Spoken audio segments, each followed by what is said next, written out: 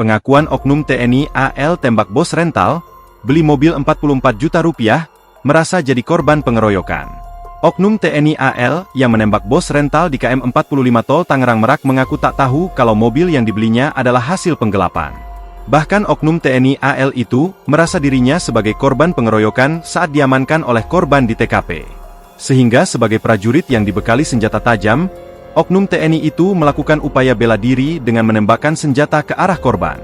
Hal itu diungkap oleh Pangko Armada RI Laksamana Madya TNI Deni Hendrata dalam konferensi pers, Senin, 6 Januari 2024, siang. Deni menuturkan, pelaku tidak tahu bahwa mobil yang dibelinya adalah hasil penggelapan.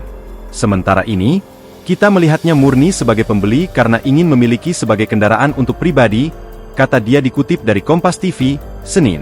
Ia juga menyebutkan bahwa para pelaku tidak terlihat merasa bersalah atas kejadian itu. Menurut pengakuan salah satu anggota, dia beli 40 juta rupiah, itu mobil dibeli tanpa surat, kata dia.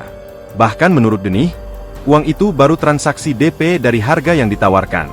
Pembelian online 130 juta rupiah, karena penjual tidak bisa memberikan STNK dan BPKB, sebetulnya mau dicancel, tapi karena bujuk rayu akhirnya dibawa juga, jelas dia. Ia juga mengungkap satuan dari ketiga pelaku. Ada 3, 2 dari Kopaska Armada 1, dan 1 itu dari Bontang, tuturnya. Terkait senjata yang dilakukan pelaku, kata dia, yakni merupakan senjata inventaris. Deni juga menyinggung soal dugaan pengeroyokan yang dilakukan oleh korban bersama anak dan rekannya. Menurut Deni, anggotanya sedang berusaha membela diri saat peristiwa itu terjadi.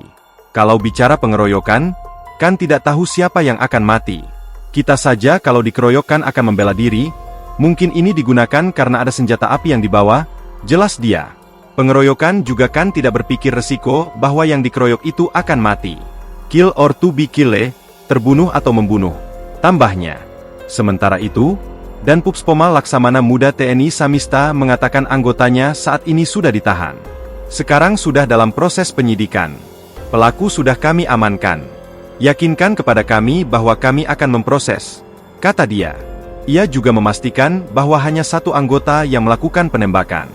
Download Tribun X sekarang. Menghadirkan lokal menjadi Indonesia.